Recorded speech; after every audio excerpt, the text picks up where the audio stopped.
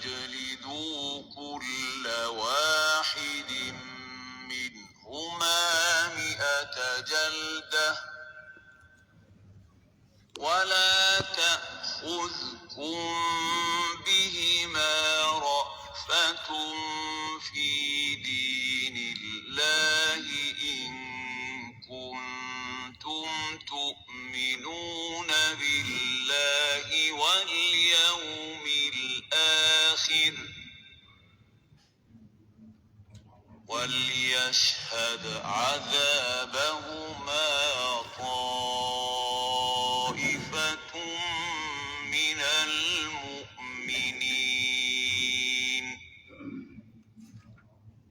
الزاني لا ينكح إلا زانية أو مشركة والزانية لا ينكحها إلا زان أو مشرك وحرم ذلك على المؤمنين.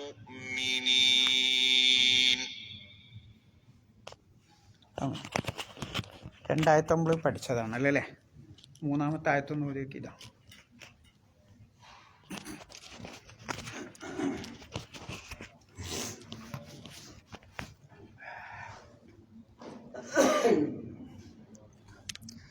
أعوذ بالله من الشيطان الرجيم. بسم الله الرحمن الرحيم. الزاني لا ينكح إلا زانية أو مشركا والزانية لا ينكحها إلا زان أو مشرك وحرم ذلك على المؤمنين.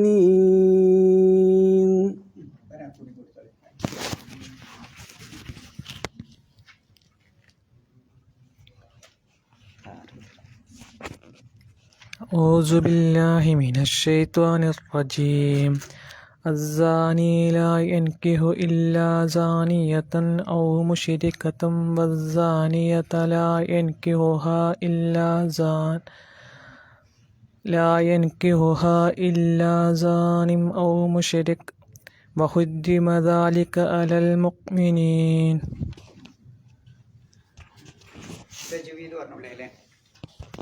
രണ്ടായത്ത് നമ്മൾ പറഞ്ഞല്ലേ തജ്വീദ്? മൂന്നാമത്തെ ആയത്ത് അസ്സാനി ലാ യൻകിഹു. ആ നൂനിനെ എന്ത് ചെയ്യണം? സാക്കിനായ നൂനിന് എന്താ ചെയ്യേണ്ടത്? മൂന്നാമത്തെ ആയത്തിൽ എന്ത് ചെയ്യണം? എന്താണ്? ഉറക്കെ പറഞ്ഞോളി. എന്തായണ്ടേ? കേൾക്കണില്ല ഞാൻ. ചെയ്യേണ്ടത് എന്താ? യഹ്ഫ ആണ് ചെയ്യേണ്ടത്. യഹ്ഫ ആണ് ചെയ്യേണ്ടത്. എങ്ങനെയാണ് യഹ്ഫാവും ഇദ്ഗാമും? അത് മനസ്സിലായില്ലാന്ന് തോന്നൂലേ ഇപ്പോൾ?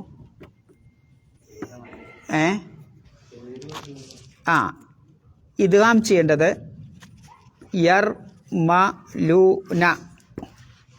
ഈ അക്ഷരങ്ങൾ വരുന്നുണ്ട് നോക്കുക. യാവ് റാവ് മീമ് ലാമ് വാവ് നൂന്. ഇത് മാത്രം വരുമ്പോഴാണ്, ഈ 6 അക്ഷരങ്ങൾ വരുമ്പോഴാണ് ഇദ്ഗാം ചെയ്യേണ്ടത്. പിന്നെ ഇൽഹാർ ചെയ്യേണ്ടതോ? ഇൽഹാർ ചെയ്യേണ്ടതോ ഏതാ? അംസ, ഹാ, ഹാ, ഹാ, ഐൻ, വൈൻ. പിന്നെ ഇഖ്ലാബ് ചെയ്യേണ്ട ഒരു അക്ഷരമുണ്ട്. ഏതാണ്? ബാ. സാക്കിനായ നൂനിൻ്റെ ശേഷം അല്ലെങ്കിൽ തൻവീനിൻ്റെ ശേഷം ഈ 6 അക്ഷരങ്ങളോ ഈ 6 അക്ഷരങ്ങളോ ഈ ഒരു അക്ഷരം. ഇപ്പം എത്രണ്ണായി? 6 6 12 1 13. ബാക്കിയുള്ള അറബി അക്ഷരമാലയിലെ ഇത് വന്നാൽ എന്ത് ചെയ്യണം? യഫ്ഫ ചെയ്യണം. ഇവിടെ ഏതാ വന്ന് നോക്കി? അതാണ് അതിൻ്റെ സൂത്രം. ഒന്നുകൂടി മനസ്സിലാക്കുക. യർമലൂന ഇദ്ഗാം ചെയ്യാളുടെ ഇദ്ഹാറിന് ഈ 6 അക്ഷരം അംസ, ഹാ, ഹാ, ഹ, വൈൻ, ഐൻ, വൈൻ അല്ലേ? ഇഖ്ലാബ് ബ എന്ന അക്ഷരം. ഇത് കഴിച്ച് അറബി അക്ഷരമാലയിലെ ഏത് അക്ഷരം വന്നാലും ഏതിൻ്റെ ശേഷം സാക്കിനായ നൂനിൻ്റെ ശേഷമോ തൻവീൻ്റെ ശേഷമോ വന്നാൽ എന്ത് ചെയ്യണം? യഖ്ഫാ ചെയ്യണം. അപ്പോൾ യൻകിഹു എന്നുള്ളിടത്ത് എങ്ങനെ ഓതണം? എന്താ ചെയ്യേണ്ടത്? യഖ്ഫാ ചെയ്യണം. ഓതേണ്ട വിധം എങ്ങനെയാണ്? അസ്സാനി ലാ യൻകിഹു. അവിടെ യഖ്ഫാ ആവുമ്പോൾ എങ്ങനെ മണിക്കണ്ടേ? ഇദ്ഗാം ആകുമ്പോൾ നമ്മളൊരു ശുദ്ധത്തോടു കൂടി മണിക്കും. യഖ്ഫ ആവുമ്പോൾ രണ്ടിൻ്റെയും യഖ്ഫ എന്ന വാക്കിൻ്റെ അർത്ഥം എന്താ? ഗോപ്യമാക്കി വെക്കുക, ചെരിഞ്ഞു പോവുക എന്നൊക്കെയാണ്. അപ്പോൾ ചെറിയ ആ നൂനിൻ്റെ ശബ്ദത്തെ ചെറിയതായിട്ടൊന്ന് ഗോപ്യമാക്കി വെക്കുക. മീമും അല്ല നൂനും അല്ല, അതിൻ്റെ ഇടയിലുള്ളൊരു ശബ്ദം അങ്ങനെ വരിക. അപ്പം എങ്ങനെ എഴുതണം? അസ്സാനി ലാ യൻകിഹു യൻകിഹു എന്ന് യഖ്ഫ ആക്കി ഓതണം. പിന്നെ ഇല്ലാ സാനിയത്തൻ, അവിടെ കണ്ടില്ല നിങ്ങൾ തൻവീന്? ആ തൻവീൻ്റെ ശേഷം ഏതാ വന്നത് അക്ഷരം? അംസ വന്നു, കണ്ടില്ലേ? അപ്പം എന്താ ചെയ്യേണ്ടത്? ഇൽഹാർ ചെയ്യണം. സാനിയത്തൻ ഔ, സാനിയത്തൻ ഔ. അവിടെ മണിക്കാനൊന്നും പോണ്ട. പിന്നെ മുശ്രിക്കത്തൻ, അവിടെയോ? അവിടെ തൻവീൻ്റെ ശേഷം ഏതാ വന്നത്? ഇവിടെ നോക്കി, ഈ വാവ് എന്നില്ലേ? എർമലൂവിനെ വാവ് എന്നില്ലേ? മുശ്രിക്കത്തിൻ്റെ ശേഷം അല്ലേ? തെന്നില്ല, തൻവീൻ്റെ ശേഷം വാവ് എന്നില്ലേ? അപ്പം എന്ത് ചെയ്യണം? ഇദ്ഗാം ചെയ്യണം. അപ്പം എങ്ങനെ ഓതണം? മുശ്രിക്കത്തം വ, മുശ്രിക്കത്തം വ, അങ്ങനെ ഓതണം. പിന്നെ വസ്സാനിയത്തു, അവിടെ അലിഫും വസിലിൻ്റെ അംസയാണ്, ലാമിനും ഉച്ചാരണമല്ല. വസ്സാനിയത്തു ലാ യൻകിഹുഹ എങ്ങനെ ഓതണം? നേരത്തെ പറഞ്ഞ അതേപോലെ തന്നെ എങ്ങനെ? ലാ യൻകിഹുഹ എന്ന് അല്പം കുന്നത്തോടു കൂടി ഓതണം. പിന്നെ ഹ എത്ര നീട്ടണം? ഹ 4 to 6 നീട്ടണം. അതിൻ്റെ പേരാണ് മദ് മുൻഫസിൽ. ലാ യൻകിഹുഹ, ആദ്യം ലാ യൻകിഹു, ആദ്യത്തെ ലാ യൻകിഹു നീട്ടണോ? വേണ്ട, രണ്ടാമത്തോടത്ത് മാത്രമേ നീട്ടാവൂ. ലാ യൻകിഹുഹ ഇല്ലാ സാനിൻ, അവിടെ സാനിൻ കഴിഞ്ഞിട്ട് തൻവീൻ വന്നു, അതിൻ്റെ ശേഷം വരുന്ന അക്ഷരം അംസ. അപ്പം എന്താ ചെയ്യേണ്ടത്? ഇൽഹാർ ചെയ്യണം. അപ്പോൾ സാനിൻ ഔ മുശ്രിക്, അവിടെ സാനിൻ എന്ന് പറയണോ? പറയാൻ പാടില്ല, തെറ്റാണ്. പിന്നെ ഇല്ലാ സാനിൻ ഔ മുശ്രിക്. രാന്നോ ഉച്ചരിക്കേണ്ടത്? മുറക്കായിട്ട് ഉച്ചരിക്കണം. കാരണം എന്താ? റായിന് 2 ഉച്ചാരണുണ്ട്. ഒന്ന് മുറക്കക്ക് അല്ലെങ്കിൽ തർക്കീക്ക്, രണ്ടാമത്തത് മുഫഹം അല്ലെങ്കിൽ തഫീം. എന്താ ഈ മുറക്കക്ക് പറഞ്ഞാൽ? നമ്മൾ പഠിച്ചതാണ്. എന്ത് കട്ടിയില്ലാത്ത പത്രിയൊക്കെ പഠിച്ചില്ലേ നമ്മൾ അല്ലേ? സ്വരഭാരമില്ലാതെ ഉച്ചരിക്കുക. മറ്റതോ സ്വരഭാരത്തോടു കൂടി ബലൂണിൽ കാറ്റ് നിറച്ചേക്ക് റോ റോ. മറ്റത് ര രി റിഹ്ലതശ്ശിതാഇ, ഉണ്ടല്ലേ? റിഹ്ലത. അപ്പോൾ സ്വരഭാരമില്ലാതെ ഉച്ചരിക്കണം. ഏത്? ഔ മുശ്രിക്. പിന്നെ വഹുരിമ ദാലിക അലൽ മുഅ്മിനീൻ. നീൻ എത്ര നീട്ടണം? 4 മുതൽ 6 കതിർ വരെ നീട്ടണം. ഒന്നുകൂടി ആയത്തിൽ എല്ലാവരും കൂടി ഉറക്കുവയ്ക്കാൻ. അസ്സാനി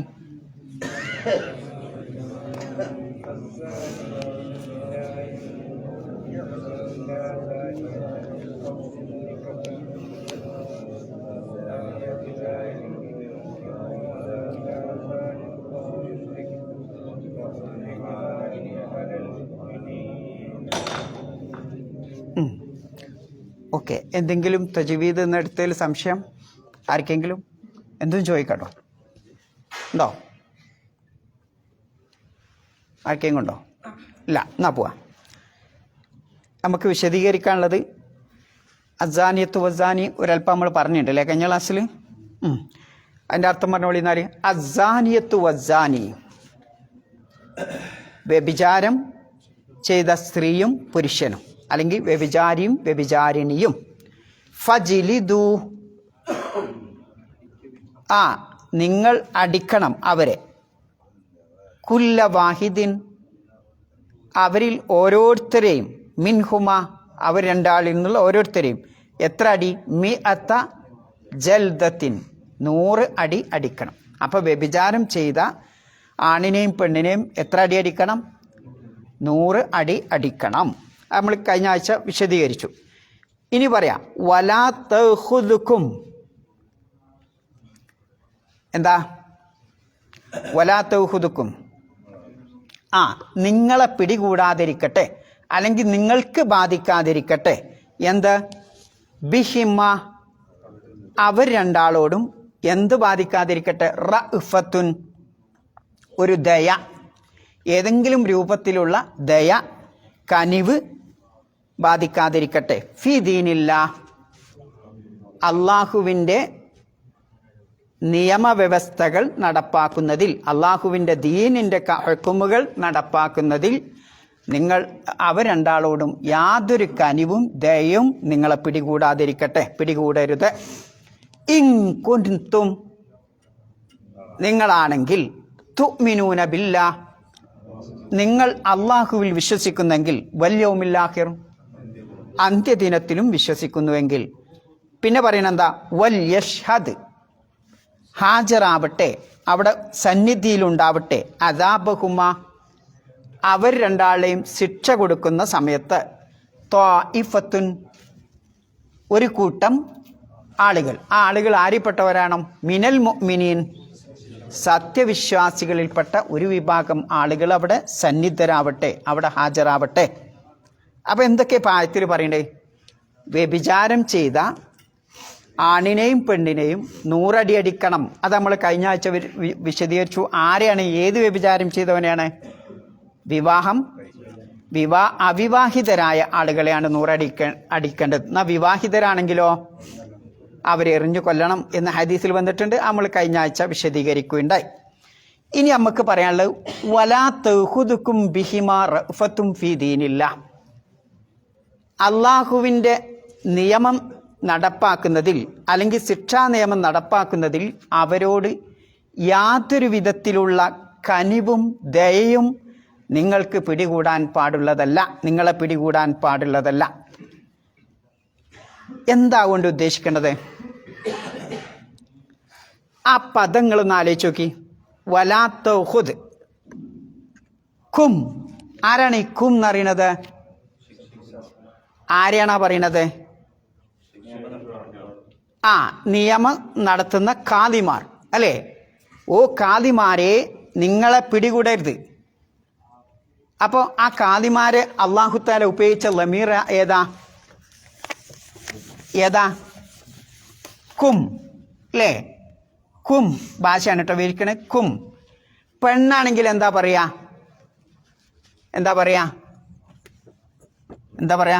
കുന്ന.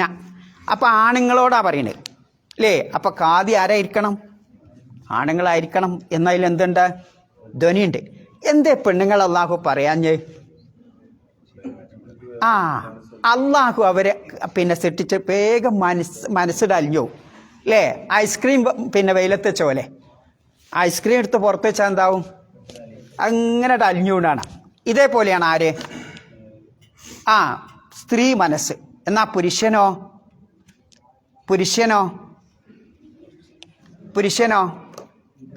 കുറച്ച് ഹാർഡാവും, വേഗം ഒന്നും തണുക്കൂല. എന്നാ വ്യഭിചാരം പറഞ്ഞെടുത്ത് അല്ലാഹ് എന്താ ആദ്യം പറഞ്ഞേ? അസാനിയത്തു. എന്തേ അങ്ങനെ പറയാൻ കാരണം? ആരെങ്കിലും ഒന്ന് പറഞ്ഞാണി. എന്തേ വ്യഭിചാരം പറഞ്ഞെടുത്ത് പെണ്ണിനെ പറഞ്ഞേ? മുൻകൈ എടുക്കും. അതിലുള്ള വേറെ മനഃശാസ്ത്രം കൂടിയുണ്ട്. അതെന്താ? സ്ത്രീ കടലാണ്. കടലിന്റെ പ്രത്യേകത എന്താ? നിറഞ്ഞു കിടക്കാണ്. പിന്നെ വരട്ടെ. പിന്നെ ആദ്യം ശാന്തമായിരിക്കും. പിന്നെ ചൂടായാലോ പിടിച്ചാ കിട്ടൂല. ചൂടായ തണുക്കണമെങ്കിൽ ഭയങ്കര പ്രയാസ. എന്നാ ചൂടായി കിട്ടാനും പണിയാ. ഇതാണ് സ്ത്രീ ബന്ധത്തിൽ ഏർപ്പെട്ടവർക്കൊക്കെ അറിയാം അല്ലേ? ചൂടായാൽ പെട്ടെന്ന് ചൂടാവില്ല. അതുകൊണ്ടാണ് സ്ത്രീയുടെ വികാരം ആളിക്കത്തും. ആണിൻ്റെ സെക്കൻഡ് കൊണ്ട് കെട്ടുമോ അല്ലേ? അള്ളാഹുവിൻ്റെ പ്രയോഗം ഇത് പറയുന്ന എന്തിനാ? നിങ്ങൾ റബ്ബിൻ്റെ വിശുദ്ധ ഖുർആനിൻ്റെ ആ പ്രയോഗം അസാനിയത്തു വസാനി. വെറുതെ അങ്ങോട്ട് പറഞ്ഞല്ല ഖുർആൻ, വെറുതെ പറഞ്ഞതല്ല. അതിലൊക്കെ ഒരുപാട് കാര്യങ്ങൾ പിന്നെ കടന്നുറങ്ങുന്നുണ്ട്. അങ്ങോട്ട് പുറത്തു കൊണ്ടുവരണം നമ്മൾ. അതിൽപ്പെട്ട ഒരു കാര്യമാണ് നമ്മൾ കഴിഞ്ഞ ആഴ്ച പറഞ്ഞത്. ഇന്ന് പറഞ്ഞത് മറ്റൊരു കാര്യമാണ്. ഇനി അടുത്ത ക്ലാസ്സിൽ വേറെയും കേൾക്കാം. ഓക്കെ, അവിടെ വരും കേട്ടോ. അപ്പോൾ അതുകൊണ്ടാണ് അസാനിയത്തു എന്ന് അല്ലാഹു തആല പറയാൻ കാരണം. അപ്പോൾ അതുകൊണ്ട് തന്നെ സ്ത്രീ എന്താകാൻ പറ്റൂല, ഖാദിയാവുക എന്നുള്ളത് ആവാൻ പറ്റൂല എന്ന് പറയാൻ പറ്റില്ല. പിന്നെ ഖാദിയാവുക എന്നുള്ളത് എന്തല്ല, ഇത്തരം രംഗത്ത് ഉചിതമല്ല. അതുകൊണ്ട് അല്ലാഹു സുബ്ഹാനഹു വ തആല വലാ തഖുദുക്കും, ഖാദിമാരെ നിങ്ങളെ പിടികൂടരുത്, നിങ്ങളെ ബാധിക്കരുത്. എന്ത്? ബിഹിമ, അവർ രണ്ടാളോടും. ആ രണ്ടാളോടും? ഈ വ്യഭിചാരം ചെയ്ത സ്ത്രീയോടും പുരുഷനോടും. റഅഫത്തുൻ, ദയ, കനിവ്. എന്താ ഈ ദയ ഉണ്ടായാലും ഉണ്ടാവുക? ദയ എന്ന് പറയുന്നത് എന്താ? ദയ എന്ന് നമ്മൾ എപ്പോഴാ പറയാ? എപ്പോഴാ നമ്മൾ ദയ പറയാ? ഇയാൾക്കൊരു ബുദ്ധിമുട്ടുണ്ട് അല്ലേ, അയാളൊരു അപകടത്തിൽപ്പെട്ടു, ഞാൻ അയാളോട് ദയ കാണിക്കെന്താ? ആ അപകടം നീക്കാൻ വേണ്ടിയിട്ട് ഞാൻ ശ്രമിക്കും അല്ലേ, അതാണ് ദയ. അല്ല എൻ്റെ മോനെ എന്ന് പറഞ്ഞാൽ അത് മാത്രം ദയ അല്ല. ഞാൻ ബാക്കിൽ നിന്നിട്ട് എന്ത് ചെയ്യും? അയാൾ കുടുങ്ങിയ ആ ഊരാക്കുടുക്കിൽ നിന്ന് അയാളെ രക്ഷപ്പെടുത്താൻ, ആ ലററ് നീക്കാൻ വേണ്ടിയിട്ട് ഞാൻ പരിശ്രമിക്കും. ഖാദിമാരെ, ഇങ്ങനെ ഒരു ദയുണ്ടല്ലോ, അത് നിങ്ങളെ പിടികൂടരുത്. അത് പിടികൂടിയാൽ സമൂഹം മുഴുക്കെ അപകടത്തിലാകും. അങ്ങനെ ഒരു ദയ അള്ളാഹുവിൻ്റെ ശിക്ഷ നടപ്പാക്കുമ്പോൾ പാടില്ല. എന്തുകൊണ്ട് പാടില്ല? ഏറ്റവും വലിയ ദയുള്ള മനുഷ്യനാരാ? മനുഷ്യന്മാരുടെ കൂട്ടത്തിൽ അള്ളാഹുവിൻ്റെ റസൂല അല്ലേ, അള്ളാഹിൻ്റെ റസൂല. അതിനേക്കാൾ നമ്മോട് ദയ കാണിക്കുന്നവനാരാ? അള്ളാഹു തആല.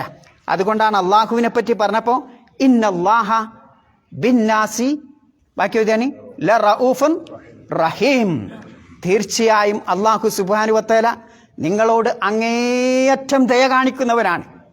അള്ളാഹു തആല നിങ്ങളോട് റഹ്മത്ത് കാണിക്കുന്നവനുമാണ്. അപ്പം അങ്ങേയറ്റം മനുഷ്യരോട്, അള്ളാഹുവിൻ്റെ സൃഷ്ടിജാലങ്ങളായ മനുഷ്യരോട് അങ്ങേയറ്റം ദയ കാണിക്കുന്ന ആ അള്ളാഹു ഉണ്ടാക്കിയ നിയമമാണെന്ത്? ഈ രംഗത്ത് നിങ്ങൾ എന്ത് ചെയ്യരുത്? ദയ കാണിച്ചു പോവരുത്. മഹാനായ മുഹമ്മദ് നബി സല്ലല്ലാഹു അലൈഹി വസല്ലമക്ക് ഉണ്ടായിരുന്ന ഏറ്റവും വലിയൊരു ഗുണമായി അള്ളാഹു തആല എടുത്തു പറയുന്നത് എന്താ? ബിൽ മുഅ്മിനീന റഊഫുർ റഹീം അല്ലേ.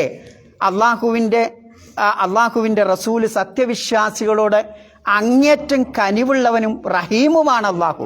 അപ്പം ആ ദയ കാണിക്കുന്നവനാണ് ആര്? അള്ളാഹുവിൻ്റെ റസൂൽ. പക്ഷേ ഈ ദയ എവിടെ പാടില്ല? ശിക്ഷ നടപ്പാക്കുന്നിടത്ത് പാടില്ല എന്നതാണ് അത് നമ്മെ പഠിപ്പിക്കുന്നത് അല്ലേ. അപ്പോൾ നോക്കി നിങ്ങൾ, ആയിഷ ബീബി പറയാണ്, ഒരിക്കൽ റസൂലുള്ളാഹി സ്വല്ലല്ലാഹു അലൈഹി വസല്ലമക്ക് രണ്ട് കാര്യം വന്നാൽ, ആ രണ്ട് കാര്യം വന്നാൽ ഏറ്റവും എളുപ്പമുള്ളതേ റസൂലുള്ള സ്വീകരിക്കുള്ളൂ. ജനങ്ങൾക്ക് ഏതാ ഏറ്റവും ഈസിയായി ചെയ്യാൻ പറ്റുന്നത് അതേ റസൂലുള്ള കൽപ്പിക്കുകയുള്ളൂ. കാരണം എന്താ? എന്നാ പാപ്പാണെങ്കിലല്ല, കുറ്റമായ കാര്യങ്ങളല്ല, കുറ്റമല്ലാത്ത കാര്യങ്ങൾ ഏറ്റവും രണ്ട് കാര്യം വന്നു കിട്ടിയാൽ ഏറ്റവും എളുപ്പമുള്ളതാണ് അള്ളാഹുവിൻ്റെ റസൂൽ കൽപ്പിക്കാറുള്ളത്. കാരണം അല്ലാത്തതിൽ നിന്ന് ജനങ്ങളെ അള്ളാഹുവിൻ്റെ റസൂൽ അകറ്റി നിർത്തും. കുറ്റകരമായ കാര്യങ്ങളാണെങ്കിൽ അതിന് അകറ്റി നിർത്തും. അപ്പം അത് കാണിക്കണം എന്താ? അള്ളാഹിൻ്റെ റസൂല് എന്തെങ്കിലും ഒരു കാര്യം പഠിപ്പിക്കുമ്പോൾ പോലും ഏറ്റവും എളുപ്പമായതാണ് പഠിപ്പിക്കാറുള്ളത്. അല്ലെങ്കിൽ ഒരു കാര്യം ചെയ്യാൻ പറയുമ്പോൾ ഏറ്റവും എളുപ്പമുള്ളതാണ് ചെയ്യാൻ പറയാറുള്ളത്. അത് പറയണെന്താ? അള്ളാഹിൻ്റെ റസൂല് അത്ര മാത്രം റഅഫത്തുള്ള മനുഷ്യൻ. എന്നാൽ അതേ റസൂലുള്ള നിയമം നടപ്പാക്കുമ്പോഴോ, ഗാമിദി എന്ന് പറയുന്ന ഗാമിദിയ ഗോത്രത്തിലെ ആ സ്ത്രീയെ പിന്നെ കൊന്നപ്പോൾ, അതേപോലെ തന്നെ മായിസിനെയൊക്കെ കൊന്നപ്പോൾ റസൂലുള്ളാഹി സ്വല്ലല്ലാഹു അലൈഹി വസല്ലമയുടെ കനിവ് കാണിച്ചോ? ഇല്ല, എറിഞ്ഞ് കൊല്ലുകയാണ് ചെയ്തത്. നിയമം നടപ്പാക്കുന്നിടത്ത് എന്ത് ചെയ്യില്ല? അള്ളാഹുവിൻ്റെ റസൂല് അള്ളാഹുവിൻ്റെ ശിക്ഷ ആ പറഞ്ഞത് മുഖേന അള്ളാഹിൻ്റെ റസൂൽ ചെയ്യും. അതുകൊണ്ടാണല്ലോ പിന്നെ നബി സല്ലല്ലാഹു അലൈഹി വസല്ലമ പറയുന്നുണ്ട്, ബനു മഖ്സൂമിയ എന്ന് പറയുന്ന ഒരു ഗോത്രത്തിൽപ്പെട്ട ഒരു സ്ത്രീ എന്ത് ചെയ്തു? മോഷണം നടത്തി, കളവെടുത്തി. അപ്പോൾ രക്ഷപ്പെടണമല്ലോ. ഖുറൈശി ഗോത്രത്തിലെ ഒരു ഉപവിഭാഗമാണിത് മഖ്സൂം ഗോത്രം. അപ്പോൾ ആ ഗോത്രത്തിൽപ്പെട്ട ഒരു സ്ത്രീ കളവ് നടത്തിയപ്പോൾ പ്രവാചകൻ്റെ അടുത്തെത്തിയ എന്നോട് പറയണല്ലോ ഈ ശിക്ഷ ഇളവാക്കാൻ, അല്ലെങ്കിൽ കൈവെട്ടണമല്ലോ, അല്ലേ? കൈവെട്ടണം. അപ്പം ആര് പോകും എന്ന് പറഞ്ഞപ്പം ആരാ പോയത്? സെയ്ദ് ബിൻ സാബിത്ത്, അള്ളാഹിൻ്റെ റസൂലിനോട് ഏറ്റവും അടുത്ത സെയ്ദ് ബിൻ സാബിത്ത് അള്ളാഹുവിൻ്റെ റസൂലിനോട് റെക്കമെൻഡ് ചെയ്യാൻ പോവാണ്. അപ്പം റെക്കമെൻഡ് ചെയ്യാൻ പോയപ്പോൾ എന്താ പറഞ്ഞത്?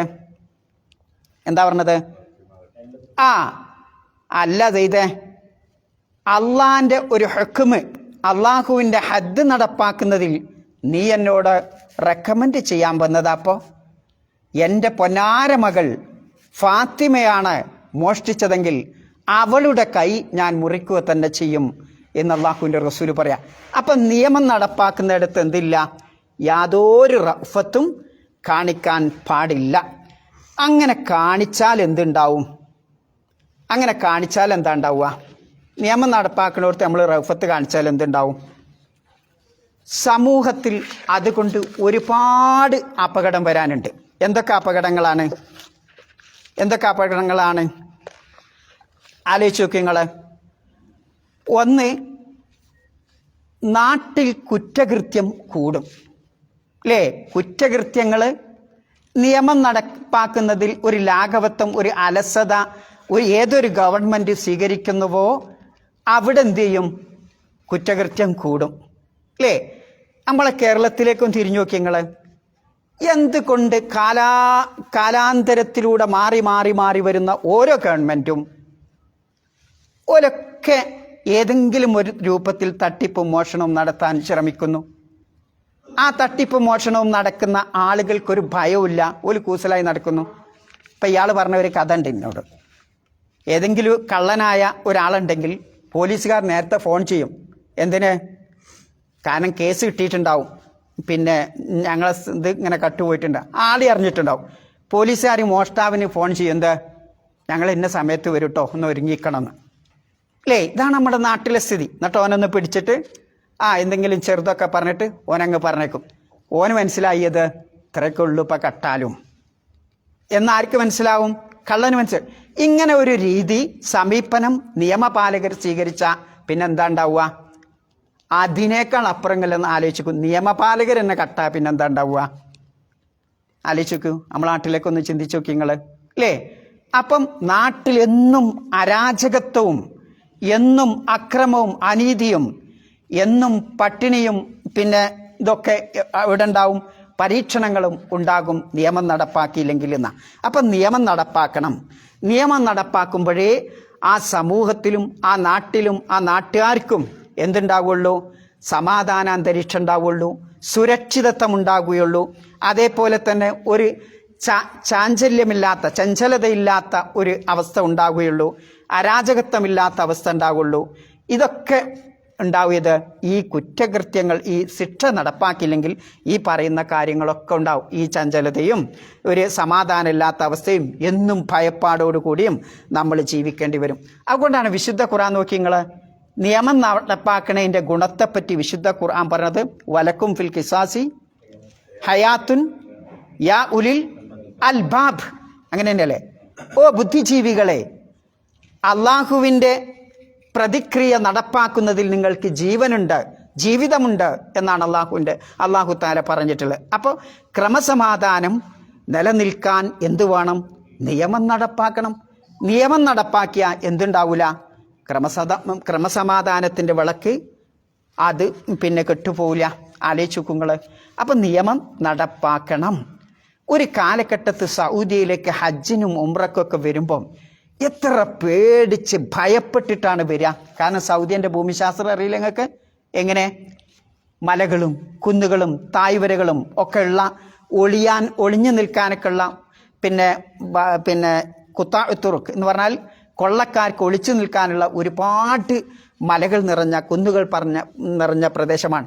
ആ കുന്നിൻ പ്രദേശത്തിലൂടെയൊക്കെ വഴിയോരത്തിലൂടെയൊക്കെ തായ്വരയിലൂടെ ഒട്ടകപ്പുറത്തും അതേപോലെ തന്നെ നടന്നുകൊണ്ടുമൊക്കെയാണ് ഒരു കാലഘട്ടത്തിൽ ഹജ്ജിനുമൊക്കെ വന്നിരുന്നത്. അതുകൊണ്ട് തന്നെ ഹജ്ജിന് പോയാൽ തിരിച്ചു വരുമോ എന്ന് ആർക്കും ഒരു ഉറപ്പില്ലായിരുന്നു അല്ലേ.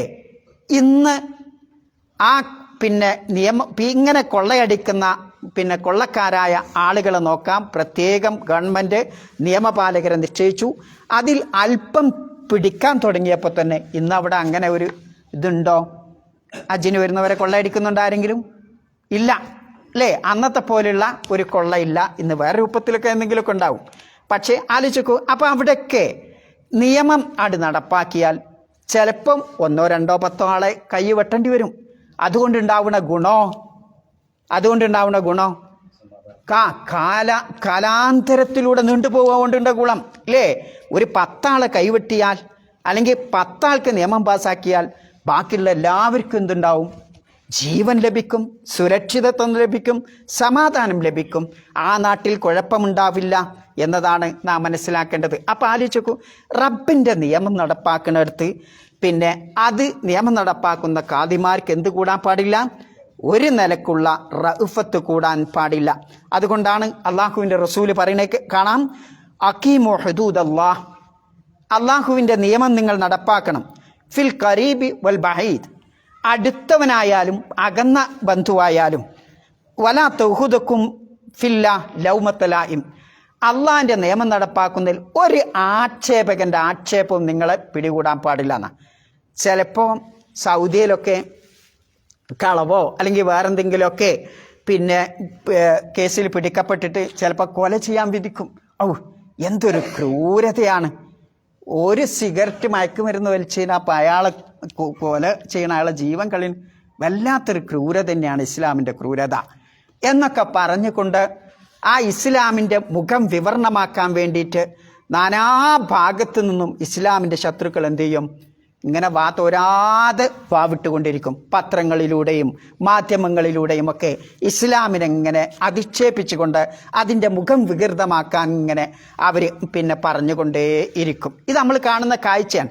പക്ഷേ ഇതേ രാജ്യത്ത്, ഈ പറയുന്ന ആളുകളുടെ രാജ്യത്ത് ഓരോ 30 സെക്കൻഡിലും ഒരു 30 സെക്കൻഡിൽ ഒന്നിക്കൊരു കൊല, അല്ലെങ്കിൽ ഒരു വ്യഭിചാരം, അല്ലെങ്കിൽ ഒരു കൊള്ള, അല്ലെങ്കിൽ ഒരു മുസദ്ദസ് വെച്ചിട്ടുള്ള വെടിവെപ്പ്, അല്ലെങ്കിൽ സ്കൂളിൽ കയറിയിട്ടുള്ള അക്രമം, ഇങ്ങനെ തുരുതുരാ നിൽക്കാതെ നമുക്ക് കാണാം. എന്താ കാരണം? നിയമം ഉണ്ടെങ്കിലും ആ നിയമം നടപ്പാക്കണില്ല. നിയമം നടപ്പാക്കുമ്പോഴാണ് യഥാർത്ഥത്തിൽ ആളുകൾ തെറ്റിൽ നിന്ന് അകന്നു നിൽക്കുക. ആ നിയമം നടപ്പാക്കാത്തത് കൊണ്ടാണ് എന്ത് വരുന്നത്? ആ നാട്ടിലൊക്കെ എത്ര സ്വാതന്ത്ര്യം ഉണ്ടായിട്ട് എന്താ കാര്യം? അവരെന്നും ഭയപ്പാടില്ല അല്ലേ, എന്നും ഭയപ്പാടിലാണ്. അപ്പം നിയമം നടപ്പാക്കുന്നിടത്ത് ഒരാളെ പിടിച്ച് ശിക്ഷിച്ചാലും ഒരാളെ തൂക്കിലേറ്റിയാൽ എന്തുണ്ടാവും? ആ രാജ്യത്ത് നിവസിക്കുന്നവർക്ക് സമാധാനം ഉണ്ടാവും. അപ്പം നിയമം കണിശമായിരിക്കണം, അത് കണിശമായി നടപ്പാക്കണം എന്നതാണ് വിശുദ്ധ ഖുർആനിൻ്റെ ആ ആയത്ത് നമ്മെ പഠിപ്പിക്കുന്നത്. വലാ തൗഖുദുക്കും, ഓ ഖാദിമാരെ, സമുദായമേ, നിങ്ങളെ പിടികൂടരുതട്ടോ. എന്താ? ബിഹിമ, ഈ വ്യഭിചാരം ചെയ്ത ആണിനെയും പെണ്ണിനെയും ഇടും റഅഫത്തുൻ, യാതൊരു രൂപത്തിലുള്ള കനിവും പിടികൂടാൻ പാടുള്ളതല്ല എന്നുള്ളതാണ് ആ ആയത്ത് നമ്മെ പഠിപ്പിക്കുന്നത്. ഇനി ആലോചിച്ച് നോക്കൂ നിങ്ങൾ, ഇവിടെ ഈ നിയമം വ്യഭിചാരത്തിലൂടെ എന്താ വരുന്നത്? നിയമം നടപ്പാക്കുമ്പോൾ എന്തുണ്ടാവും? സമാധാനം ഉണ്ടാവും. നമ്മളെ പഠിപ്പിച്ചു. ഒരാൾ വ്യഭിചാരം ചെയ്യുന്നതിലൂടെ എന്താ? ഒന്ന്, ഒരു മനുഷ്യൻ്റെ ഏറ്റവും പ്രധാനപ്പെട്ട ഒരു കാര്യമാണെന്ത്? അവൻ്റെ മാനം, അഭിമാനം എന്ന് പറയുന്ന കാര്യം. 5 കാര്യങ്ങൾക്ക് ഇസ്ലാം വളരെ പ്രാധാന്യം നൽകുന്നുണ്ടല്ലോ അല്ലേ? അതിൽപ്പെട്ട ഒരു മനുഷ്യൻ്റെ അഭിമാനം അല്ലെങ്കിൽ മാനം എന്ന് പറയുന്നത്. അതിന് ഇസ്ലാം വളരെയധികം സുരക്ഷിതത്വം നൽകിയിട്ടുണ്ട്. അതുകൊണ്ടാണ് ഇസ്ലാം എന്ത് പറയുന്നത്? ആദ്യം തന്നെ പറഞ്ഞെന്താ? വലാ തഖ്റബു സിന. ഈ ഒരു വ്യഭിചാരത്തിൻ്റെ ആ ഒരു കുറ്റം നമ്മൾക്കിപ്പോൾ നിസ്സാരമായി തോന്നുന്നു. എന്താ അപ്പം അയാൾ ഏതോ ഒരു നിമിഷത്തിൽ അയാളങ്ങ് ചെയ്തു പോയി, അതുകൊണ്ട് എന്താ അപ്പം ഇത്രമാത്രം അയിമ പിടിച്ച് കെട്ടി വലിഞ്ഞ് വീണ്ടും അയിമ തന്നെ കൂടണേ എന്നൊക്കെ നമുക്കിങ്ങനെ തോന്നിപ്പോവും അല്ലേ? അങ്ങനെ ഒരു ഇളവ് നമ്മൾ നൽകാൻ പാടുള്ളതല്ല. വലാ തഖ്റബു സീന എന്ന് വിശുദ്ധ ഖുർആൻ ആദ്യം പറഞ്ഞു. നിങ്ങൾ വ്യഭിചാരം ചെയ്യരുത് എന്നല്ല, നമ്മൾ കഴിഞ്ഞ ആഴ്ച പറഞ്ഞു അല്ലേ? വ്യഭിചാരത്തിനോടുള്ള അതിൻ്റെ ആമുഖം തന്നെ പാടില്ല. എന്ത് ഈ ആമുഖം എന്നറിയണത്? ആമുഖം എന്നറിയണത് എന്താ? ഒരുപാട് ആമുഖങ്ങളുണ്ട് അല്ലേ? വ്യഭിചാരത്തിന് ഒരുപാട് ആമുഖങ്ങളുണ്ട്. അങ്ങനെയുള്ള ഒരു ആമുഖവും ചെയ്യാൻ പാടില്ല. ഇപ്പോൾ നമ്മളെ നാട്ടിലൊക്കെ ബസ്സിൽ പോകുമ്പോൾ ചെറുപ്പക്കാരായ കുട്ടികൾ എങ്ങനെ പോവുക? എവിടെ വെക്കുക? അതിൻ്റെ പുറമെ ബസ് ഡ്രൈവർ ഒറ്റ ബ്രേക്കാട് ആട്ടിക്കണം അല്ലേ? ആലോചിച്ച് നോക്കി നിങ്ങൾ. ഈ ഇങ്ങനെ വന്നാൽ എന്തുണ്ടാവും? അതൊരു ആമുഖമാണ്. മനസ്സിലായ നിങ്ങൾക്ക്? ഇതേ രൂപത്തിൽ ഈ ആമുഖമായിരിക്കും പിന്നെ അയാൾ എന്തെത്തേണ്ടത്? നമുക്ക് ബൈക്കുമ്മ പോകണ്ട, അടുത്തവിടെ ഉണ്ടാവും, ആ ബസ് എടുത്തുണ്ടാവും, ഒരു ബൈക്കുമായിട്ട് ചങ്ങായി വന്നിട്ടുണ്ടാവും അല്ലേ? രണ്ടാമത്തെ ആമുഖം. പിന്നെ അല്പം മൂളിപ്പാട്ടുമായി സ്കൂളിൽ എത്തിച്ചിട്ടുണ്ടാവും, വളരെ സുരക്ഷിതത്തായിരിക്കും. പിന്നെ ഓരോ ദിവസം ഇത് എൻ്റെയും നിങ്ങളുടെയൊക്കെ മക്കളെ പിടികൂടുന്ന ഓരോരോ രംഗങ്ങളാണ് അല്ലേ? പിന്നെ രണ്ടാമത്തെ മൂന്നാമത്തെ നാലാമത്തെ വയസ്സ് കഴിയുമ്പോഴോ ആക്കണോ ഓളെ? ഇന്നലെ കഴിഞ്ഞ ആഴ്ച കണ്ടില്ല നിങ്ങൾ? 9ാം ക്ലാസ്സിൽ പഠിക്കുന്ന ഒരു പെൺകുട്ടിയെ +2 പഠിക്കണ ആൺകുട്ടി എന്ത് ചെയ്തു? വായിച്ചില്ലേ? ഗർഭിണിയാക്കി. എന്ത് ചെയ്ത്? അതുകൊണ്ടാണ് വിശുദ്ധ ഖുർആൻ പറഞ്ഞത് വലാ തഖ്റബു സിന. ഈ സംഗതിയോട് നിങ്ങൾ അടുക്കരുത്. അതിൻ്റെ ആമുഖത്തോട് തന്നെ നിങ്ങൾ എന്ത് ചെയ്യാൻ പാടില്ല? അടുക്കാൻ പാടില്ല എന്നത്ര കർശനമായി വിശുദ്ധ ഖുർആൻ പറയാൻ. മാത്രല്ല വിശുദ്ധ ഖുർആൻ രണ്ടാമത് പറഞ്ഞെന്താ? ഇത് ചെയ്ത ആളുകൾക്ക് നരകമാണ്. മൂന്നാമത് പറഞ്ഞെന്താ? അവിവാഹിതരാണെങ്കിൽ ഓല അടിക്കണം. നാലാമത് പറഞ്ഞെന്താ? പിന്നെ അതിന് സാക്ഷികൾ വേണം, 4 സാക്ഷികൾ വേണം. അഞ്ചാമത് പറഞ്ഞെന്താ? യാതൊരു കനിവും അവരെ പിടികൂടാൻ പാടില്ല. ആറാമത് പറഞ്ഞെന്താ? വ്യഭിചാര ആരോപണം നടത്തുന്നവരെന്ത് ചെയ്യണം? അവരും വേണം സാക്ഷികളെ കൊണ്ടുവരിക. പിന്നെ ഏഴാമത് പറഞ്ഞത് പിന്നെ ജീവിതത്തിൽ ഒരിക്കലും ഇത്തരം ആളുകളുടെ സാക്ഷി, അവരെന്തിനെങ്കിലും സാക്ഷി പറയാൻ വിളിക്കുകയാണെങ്കിൽ അവരെ വിളിക്കാൻ പാടില്ല, അവരുടെ സാക്ഷി സ്വീകരിക്കുന്നില്ല. എട്ടാമത് പിന്നെ ഒരു മഹ്സനത്തായ പിന്നെ ഭാര്യയെ ഇങ്ങനെ ഇത് ചെയ്താൽ എന്ത് ചെയ്യണം? അങ്ങോട്ടും ഇങ്ങോട്ടും ശാപ പ്രാർത്ഥന നടത്തണം. ഇങ്ങനെ വിശുദ്ധ ഖുർആൻ. അതേപോലെ വ്യഭിചാരം ചെയ്ത സ്ത്രീ, വ്യഭിചാരം അല്ലാത്തൊരു പിന്നെ ആണിന്, ഒരു വിശ്വാസിയായ ആണിന് വിവാഹം ചെയ്യാൻ പാടില്ല. വ്യഭിചാരം ചെയ്ത ആണിന് വിശ്വാസിയായ പെണ്ണിനും വിവാഹം ചെയ്യാൻ പാടില്ല. ഇങ്ങനെയൊക്കെ വിശുദ്ധ ഖുർആൻ അടിക്കടി ഓരോരോ കാര്യങ്ങൾ പിന്നെ എന്ത് ചെയ്യണ കാണാം. ഇങ്ങനെ എന്തിനാപ്പം ഒരു വ്യഭിചാരത്തിന് ഇത്രമാത്രം വിശദീകരിച്ചുകൊണ്ട് വിശുദ്ധ ഖുർആൻ പറയുന്ന? കാരണം ഒരു സമൂഹം ഒന്നടങ്കം, ഒരു കുടുംബം ഒന്നടങ്കം നശിക്കാൻ എന്ത് കാരണമാകും? വ്യഭിചാരം എന്ന ഈ ദുഷ്പ്രവൃത്തി, ഈ മ്ലേച്ഛമായ പ്രവൃത്തി കാരണമാകും. അതുകൊണ്ട് ഇതിൽ നിന്നുള്ള രക്ഷാമാർഗം എന്ന് പറയുന്നത് അള്ളാഹുവിൻ്റെ ശരീഅത്ത് സ്വീകരിക്കുക എന്നല്ലാതെ മറ്റൊരു രക്ഷാമാർഗവും, സത്യവിശ്വാസം ഉൾക്കൊള്ളുക എന്നല്ലാതെ അതിനൊരു രക്ഷാമാർഗമില്ല. എന്തെങ്കിലും ഒരു കാരണവശാൽ നമ്മുടെ ഭാഗത്ത് നിന്ന് അത് വന്നു പോയിട്ടുണ്ടെങ്കിൽ നാം ശിക്ഷ ഏറ്റുവാങ്ങുകയും അള്ളാഹുവിനോട് പക്ഷാതപിക്കുകയും ചെയ്യുകയല്ലാതെ അതിന് രക്ഷപ്പെടാൻ മാർഗമില്ല. അതുകൊണ്ടാണ് വലാത്ത് ഹുദുക്കും ബിഹിമാ റഫത്തും ഫീദീനില്ല എന്ന് പറയാം. ഇനി ചിലപ്പോൾ നമ്മളെ നാട്ടിൽ എൻ്റെ സ്വന്തം അടുത്ത ആളേക്കാരം അല്ലേ? ആ ചെയ്ത ആള് എൻ്റെ സ്വന്തം അടുത്ത ആളേക്കാരം. അപ്പം ഞാൻ എന്ത് ചെയ്യും? വേണ്ടവരെ പിടിച്ചിട്ട് അതിൻ്റെ ആളുകളെ, നിയമപാലകരെ പിടിച്ചിട്ട് എന്ത് ചെയ്യും? അയാളെ ഇന്ന് ഒഴിവാക്കാൻ വേണ്ടി ഞാൻ ശ്രമിക്കും. അങ്ങനെ ചെയ്താൽ എന്താ? റസൂലുള്ളാഹി സ്വല്ലല്ലാഹു അലൈഹി വസല്ലം പറയാണ്, മൻ ഹാലത്ത് ശഫാഅത്തുഹു ദൂന ഹദ്ദിൻ മിൻ ഹുദൂദില്ലാഹ്. അള്ളാഹുവിൻ്റെ നിയമം നടപ്പാക്കേണ്ട ഒരു നിയമം നടപ്പാക്കാതെ ഒരാളുടെ ശുപാർശ അതിന് മറയിട്ടാൽ, അയാൾ നിയമം നടപ്പാക്കാൻ ശിക്ഷയ്ക്ക് അർഹനാണ് അയാൾ. പക്ഷേ എൻ്റെ ശുപാർശ മൂലം ആ ശിക്ഷ കിട്ടാതെ അയാൾ രക്ഷപ്പെട്ടാൽ ഫഖദ് ളാദ്ദല്ലാഹ ഫി അംരി, അള്ളാഹുവിൻ്റെ കൽപ്പനയ്ക്ക് ധിക്കാരമാണ് ആ ശുപാർശ ചെയ്തവൻ ചെയ്തിട്ടുള്ളത്. അപ്പോൾ അങ്ങനെയുള്ള ശുപാർശ എന്ത് ചെയ്യാൻ പാടില്ല?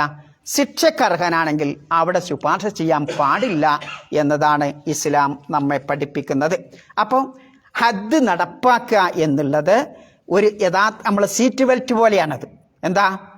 അഥവാ വണ്ടി അപകടത്തിൽപ്പെട്ടാലും എന്ത് ചെയ്യും? ചിലപ്പോൾ രക്ഷപ്പെടാൻ ആ സീറ്റ് ബെൽറ്റ് കാരണമാവും. അത് പിന്നെ എന്തെങ്കിലുമൊക്കെ മുസീബത്ത് ഒരു ഭാഗത്തുണ്ടായാലും മറ്റൊരു ഭാഗത്ത് ക്രമസമാധാനം ഉണ്ടാവാൻ അത് കാരണമാകും എന്നതാണ് നാം മനസ്സിലാക്കേണ്ടത്. അപ്പോൾ ഏത് പ്രശ്നത്തിനുള്ള പരിഹാരമാണ് ഇസ്ലാം, അല്ലേ? ഏത് കുറ്റകൃത്യത്തോടും പോരാട്ടം നടത്തുന്നവനാണ് ആര്? മുസ്ലിം, ഇസ്ലാം എന്ന് പറയുന്നത്. അതുകൊണ്ടാണ് അള്ളാഹു സുബ്ഹാനഹു വ തആല ഇത്തരം ഹദ്ദുകൾ, നിയമങ്ങൾ വിശുദ്ധ ഖുർആനിൽ വെച്ചിട്ടുള്ളത്. അത്തരം ആളുകളോട് യാതൊരു കനിവിൻ്റെ സമീപനവും സ്വീകരിക്കാൻ പാടുള്ളതല്ല. അങ്ങനെ സ്വീകരിച്ചാൽ ആ സമൂഹം പിന്നെ കാലാന്തരത്തിലൂടെ പിന്നെ എന്തു ചെയ്യും? അവിടെ ക്രമസമാധാനം നഷ്ടപ്പെടുകയും അവിടെ അരാജകത്വം ഉണ്ടാകുകയും എന്നും ഭയപ്പാടിൻ്റെ നാടായി മാറുകയും ആ നാട് തന്നെ നശിക്കാനും ആ നാടിൻ്റെ സമ്പത്തും ആ നാടിൻ്റെ മൂലധനമായ യുവാക്കളും ഒക്കെ നശിക്കാനും കുടുംബം നശിക്കാനും ഒക്കെ നാട് തന്നെ നശിക്കാൻ അത് കാരണമാവും. അതുകൊണ്ടാണ് അല്ലാഹു സുബ്ഹാനഹു വ തആല എന്ത് പറഞ്ഞിട്ടുള്ളത്? നിങ്ങൾ നിയമം നടപ്പാക്കണം. വലാ തഖുദുക്കും ബിഹിമാ റഅഫത്തുൻ ഫീ ദീനില്ലാഹ് എന്ന് പറഞ്ഞിട്ട് അള്ളാഹുവിൻ്റെ റസൂൽ പറഞ്ഞ മറ്റൊരു ഹദീസ് കാണാം. ലഹദ്ദുൻ യുകാമു ബിൽ അർദ് ഖൈറുൽ ലഹാ മിൻ അൻ തുംതിറ 40 സബാഹൻ. 40 ദിവസം മഴ വർഷിക്കുന്നതിനേക്കാൾ ഉത്തമമാണ് ഒരൊറ്റ നിയമം നടപ്പാക്കൽ. ആലോചിച്ച് നോക്കൂ നിങ്ങൾ, ഒരു നിയമം, ഒരാൾക്കൊരു ശിക്ഷ നടപ്പാക്കൽ 40 ദിവസത്തെ ഒരു മഴ വർഷിച്ചാൽ എന്തൊക്കെ ഉപകാരം ഉണ്ടാവും. അതിനേക്കാൾ ഒരു രാജ്യത്തിന്, ഒരു ഭൂമിക്ക് ഉപകാരമാണിത് ഒരു നിയമം ആ നാട്ടിൽ നടപ്പാക്കിയാൽ. ആ നിയമം നടപ്പാക്കാനാൽ ഈ ഹദ് നടപ്പാക്കിയാൽ നടത്താം. അപ്പോൾ അത്തരം രംഗത്ത് എന്ത് പാടില്ല? ഇത് പാടില്ല. ഇനി അടുത്ത് എന്താ പറയുന്നത്? വൽയഷ്ഹദ് എന്താണ്? അതിൻ്റെ അടിയിലൊന്നുണ്ട് അല്ലേ? ഇൻ കുൻതും തുഅ്മിനൂന ബില്ലാഹി വൽ യൗമിൽ ആഖിർ. നിങ്ങൾ അള്ളാഹുവിലും പരലോകത്തിലും വിശ്വസിക്കുന്നെങ്കിൽ. എന്തിനാ അങ്ങനെ പറഞ്ഞത്? അതിൻ്റെ അർത്ഥം എന്താ? നിങ്ങൾ അള്ളാഹുവിലും പരലോകത്തും വിശ്വസിക്കണമെങ്കിൽ നിയമം നടപ്പാക്കാതിരിക്കുക എന്നുള്ളത്, ഞാനിപ്പോൾ ഇവിടുത്തെ കാദിയാണ്, എൻ്റെ അടുത്ത് അങ്ങനെ ഒരു പ്രശ്നം വന്നിട്ട് ഞാൻ നിയമം നടപ്പാക്കില്ലെങ്കിൽ എൻ്റെ വിശ്വാസത്തിന് എന്തോ തകരാറുണ്ട്. എനിക്ക് ശരിക്കും യഥാർത്ഥത്തിൽ അള്ളാഹുവിലുള്ള വിശ്വാസമില്ല, പരലോകത്തിലുള്ള വിശ്വാസമില്ല, എനിക്ക് ഈ താടി തന്നെ ഉള്ളൂ എന്നാണ് അതിൻ്റെ അർത്ഥം. മനസ്സിലാണ്ട് നിങ്ങൾക്ക്? അപ്പം ഹദ് നടപ്പാക്കണം, അതാണ് ഒരു വിശ്വാസത്തിൻ്റെ അടയാളം എന്ന് പറയുന്നത്. അതുകൊണ്ടാണ് അല്ലാഹു തആല എന്ത് പറഞ്ഞത്? ഇൻ കുൻതും തുഅ്മിനൂന ബില്ലാഹി വൽ യൗമിൽ ആഖിർ. പിന്നെ പറയുന്നത് എന്താ?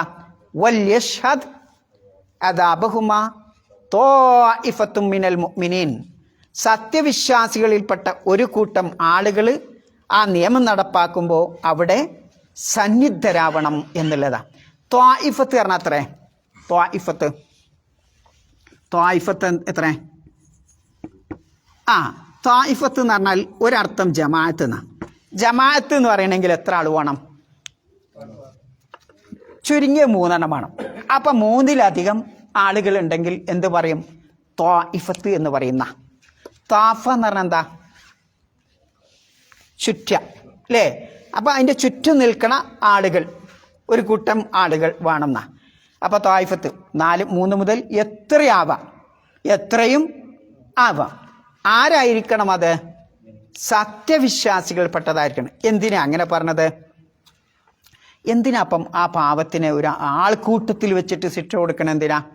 ഏതായാലും അതിന് എറിഞ്ഞെല്ലാം പോവാ, എന്നാ പിന്നെ എവിടെയും കൊണ്ടുപോയിട്ട് ആരും കാണാത്തോടത്ത് എറിഞ്ഞു ഒന്നൂടെ എന്ന് ചിലപ്പോൾ നമ്മളെ മനസ്സ് പറയും. എന്തിനാ? ഏതായാലും അയാൾ മരിക്കാൻ പോവാ, ആ മരിക്കുന്ന ആളെ പിന്നെ ഒന്നുകൂടിയും എന്തിനാ പിന്നെ ആൾക്കൂട്ടത്തിൽ വെച്ചിട്ട് കൊല്ലണത്?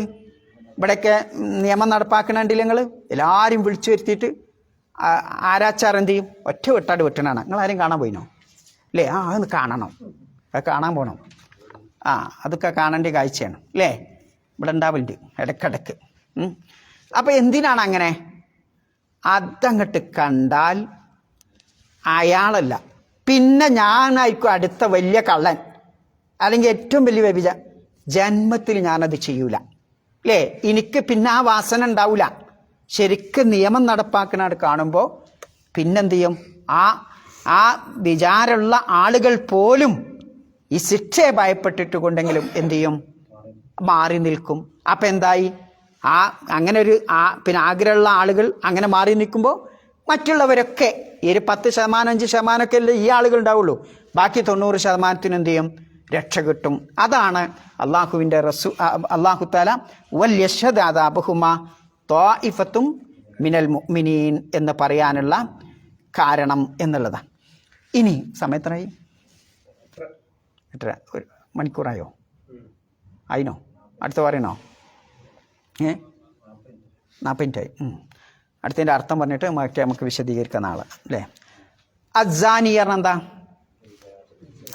വ്യഭിചാരം ചെയ്യുന്ന പുരുഷൻ ലാ യൻകിഹു ഇല്ലാ സാനിയത്തൻ, വ്യഭിചാരിയല്ലാതെ വിവാഹം ചെയ്യാറില്ല. ഔ മുശ്രിക്കത്തൻ, അല്ലെങ്കിൽ മുശ്രിക്കത്തായ സ്ത്രീയും അല്ലാതെ. വസ്സാനിയത്തു, വ്യഭിചാരിണിയായ സ്ത്രീ ലാ യൻകിഉഹ, അവളെ വിവാഹം ചെയ്യാറില്ല. ഇല്ലാ ദാനിൻ, വ്യഭിചാരം ചെയ്ത ആ പുരുഷനല്ലാതെ. ഔ മുശ്രിക്, അല്ലെങ്കിൽ ബഹുദൈവാരാധകനല്ലാതെ. വഹരിമ ദാലിക അലൽ മുഅ്മിനീൻ, സത്യവിശ്വാസികൾക്ക് ഇത് ഹറാമാക്കപ്പെട്ടിരിക്കുന്നു. നിങ്ങൾ അവിടെ നമുക്ക് മനസ്സിലാണെങ്കിൽ അല്പം ഭാഷ പഠിക്കണം. ഭാഷ പഠിക്കാൻ നേരം ഉണ്ടോ നിങ്ങൾക്ക്? സമയമാകുമ്പോൾ പറയണേ. എന്താ അപ്പം അതിൻ്റെ അർത്ഥം പറഞ്ഞാൽ മതി. നമ്മൾ അസ്സാനി ലാ യൻകിഉ ഇല്ലാ സാനിയത്തൻ ഔ മുശ്രിക്കത്തൻ. എന്താ അതിൻ്റെ അർത്ഥം? വ്യഭിചാരം ചെയ്ത പുരുഷൻ വ്യഭിചാരിയല്ലാതെ വിവാഹം കഴിക്കരുത് എന്നാണോ? കഴിക്കാറില്ല എന്നാണോ?